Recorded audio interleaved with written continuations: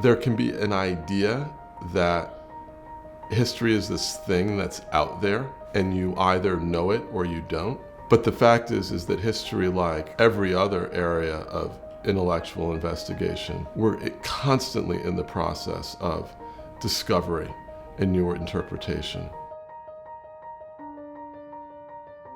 We're here on the 6th floor of Butler Library in the Rare Book and Manuscript Library, which is Columbia's largest special collections repository on campus. It's a huge amount of material, and it spans from ancient writing surfaces all the way to modern day and everything in between. The Livingston Diploma, a very active alum, was able to essentially buy this for the University Archives. It's a wonderful acquisition because of when it was created. It was created in 1775 in May, just before Miles Cooper, who was president at the time and who signs this diploma, before he's run out of town for being a loyalist.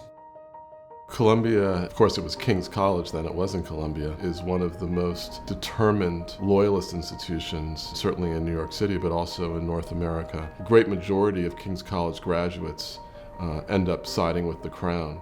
People like Alexander Hamilton and John Jay are actually more exceptions than the rule. It really marks a moment of transition for the institution. And so as an artifact of those last days of King's College, it's a special acquisition and a special find. For better or for worse, I've spent most of my adult life reading and thinking about the 18th century. All of the work that we do depends on the documents that survive from that period. Everything we know about the era of the American Revolution, that we know about New York as a colony, as a state, as a city, is because materials from that era are preserved. Columbia has one of the finest collections of printed texts from the 18th century anywhere in North America. An encounter with those materials that's direct, where you're able to turn the page and really think about and engage the materials directly. As a scholar, I spent a lot of time with maps that were generated in the 18th century, partially because I just like maps.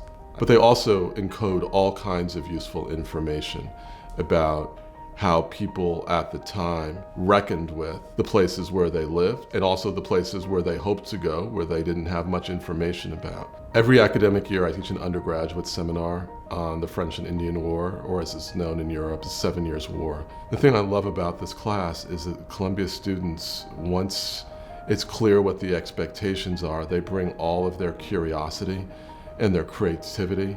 Every generation needs its scholars. Every generation needs its historians. I'm really pleased to be in a place that has encouraged so many young men and women to go on in their work to become major scholars of their own.